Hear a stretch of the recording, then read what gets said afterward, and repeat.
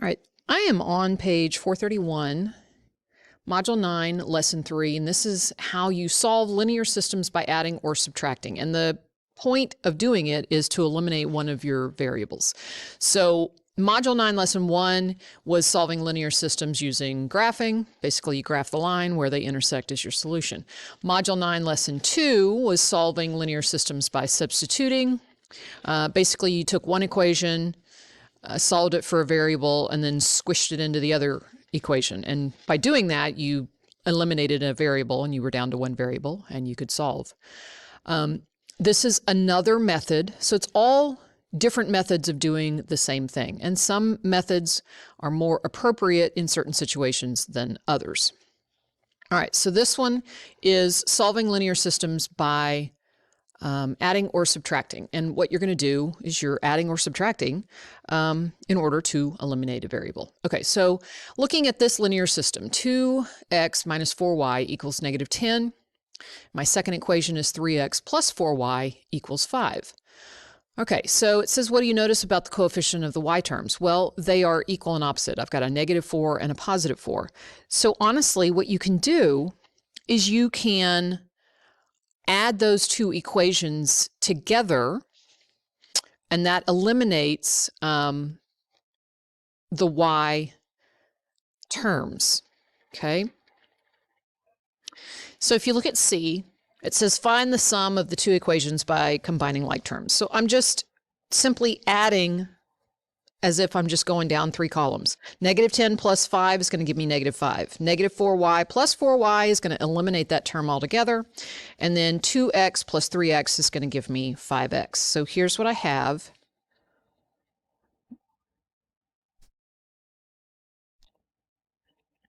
After I've done that, you see I've eliminated the y variables, and now I have 5x equals negative 5. And I can solve for x. Okay? So now that I have x, which is negative 1, I can go back and put in negative 1 for my x value into either or both equations and generate a y value. Okay? So here's what I did. I took the first equation, put in my x value, which is negative 1, minus 4y equals negative 10. All right, so just do the math. Negative 1 times negative 1 times 2 is negative 2. Sorry, it's pretty early in the morning. I haven't had enough coffee. And then minus 4y is negative 10. So I'm going to add the 2 to both sides. I get negative 4y is equal to negative 8. Oh, yep, there's the rest of my math.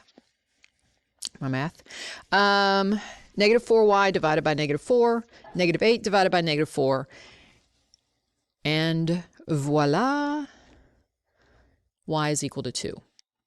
So when you're all said and done, your solution is x value of negative 1, y value of negative 2. If I had taken these and graphed them, then they would cross at negative 1, 2. Well, Miss Goff, why can't you just graph them? You can graph them, but you are learning a new technique. So you don't always have to graph. You can do this instead. Okay? And like I said, when you look at your two equations and you immediately see, hey, I've got equal and opposite values for a particular variable, then that lends itself to this particular method very easily. Okay? I didn't write this down, but we'll just remind you that how could you check your solution? I can take that solution, put it into one or both equations. One equation, I mean, you've got a little bit more margin of error because potentially, I guess, you could have something that makes one equation true, but not both of them. So you can check one, but checking both equations is probably better because this set of values should make both equations true if you've done it right. Okay? All right. Join me on the next page. All right, I'm now on page 432. Here are the official kind of how-to instructions to do what we just talked about. So the elimination method is a method of used to solve systems of equations in which one variable is eliminated by either adding or subtracting two equations. So add or subtract the equations to eliminate one variable, and then solve for the other variable. Substitute that variable back into the original equation. Write the solution as an ordered pair. Okay, so that's basically what we've done on the previous page. So here's another example. Solve the system of linear equations by adding. I notice very quickly that I have negative 2y and positive 2y, and those will cancel out when I add these two equations together. Now, does it always have to be the y values? No, it's just these two examples so far have both been eliminating the y values. Okay? Once you eliminate the y values, you have 5x equals 20, and you can quickly see that x equals 4. Then I can take x equals 4, and I can put it into one or both of the equations where x used to be and quickly solve for y. I can also take both of those equations and put them on the graph, and they are going to cross where my solution is at 4, 2. All right, let's look at B. It says solve the linear system by subtracting. Here we just added everything together because I already had things that had equal and opposite values. Here I have a positive 2x plus 6y equals 6, positive 2x minus y equals negative 8. If I just simply add everything, I'm going to wind up with 4x and 5y and all of that. So what I really need to do is I need to subtract this second equation from the first. And subtracting that second equation is like taking the entire equation and multiplying it by -1, which is going to flip everybody's sign. So when you flip the sign or multiply by -1, this becomes negative 2x. Okay, so that's how they did that. Negative 1y times -1 is a positive 1y. And then negative 8 times -1 is a positive 8. Okay, it's still an equivalent equation, remember, because if I do this to the whole equation, it's still equivalent. Okay, I've multiplied everything in that equation by -1, which changes the signs, and now I can subtract, or really I've already done the subtraction. I can now just add 2x plus a negative 2x is going to eliminate the x altogether, so I'm going to have 0. And then I have 6y plus 1y is going to give me 7y, and 6 plus 8 is going to give me 14. Okay, so now that I have 7y equals 14, divide both sides by 7, and I get that y equals 2. So now I have one of my values, and then all I need to do is go back and put it into one or both of the equations and generate what the x value is when the y value is 2. Okay, let's see. That's me doing this. Let's see. Okay, down here, I'm going to put 2 in for y. So 2x plus 6 times the value of y, which is 2, equals 6. So 2x plus 12 equals 6. Subtract 12 from both sides. You get 2x equals -6. Divide both sides by 2. And the bottom line is you get x equals -3. Okay? Remember, when you put your ordered pair together, the x value, even if you didn't solve for the x value first, your x value always comes first in the ordered pair. So -3, 2. Okay? So just remember, subtracting is really just adding the opposite, and so that's what we did there. All right, on page 433, there are two problems where it says your turn, solve each system of linear equations by adding or subtracting. What I'd like for you to do is I would like you to pause the video, attempt to do both of those, and then play the video, and I'll go through the answers. All right, on number 5, I'll post the answer in just a second, but I can quickly see that I have a positive 5y and a negative 5y, and if I just add these two equations together, those y terms are going to cancel out, and I can easily solve for x. Over here, I see that I can do something with this, but I've got to change the signs on this second equation so that the y's will cancel out. So over here, I'm going to take that second equation and multiply it by -1. All right, so here come the solutions. Okay, so adding these two together eliminates the y.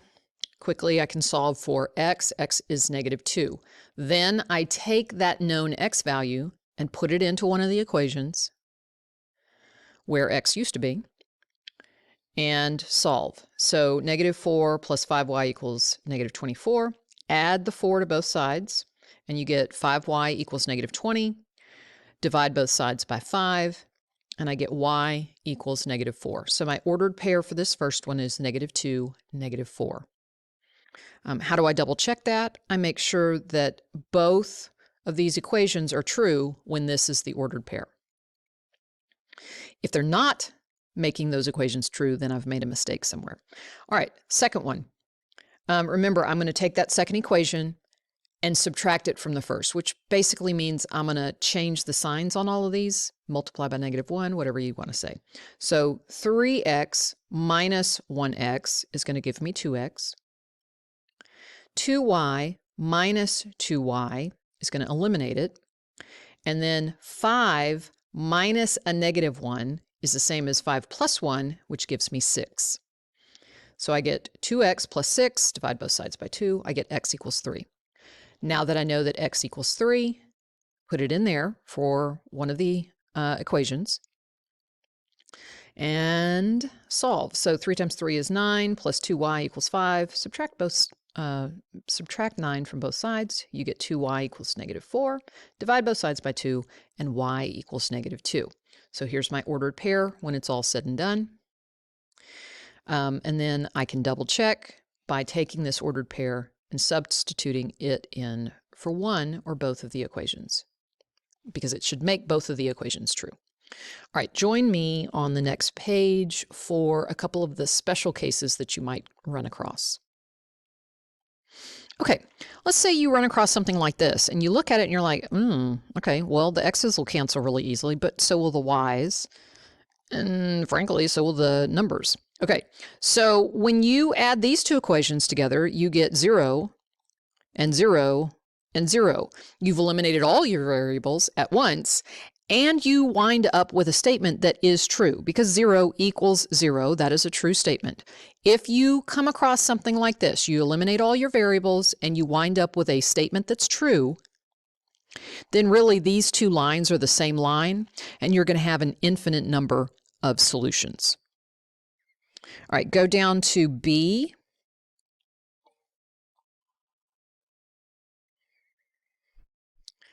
All right. You get x plus y is -2, x plus y equals 4. I can already tell, hey, x plus y can't be both -2 and 4. Okay, so something's the matter. I can subtract the second equation from the first, which x minus x is 0, y minus y is 0, but then -2 minus 4 is -6.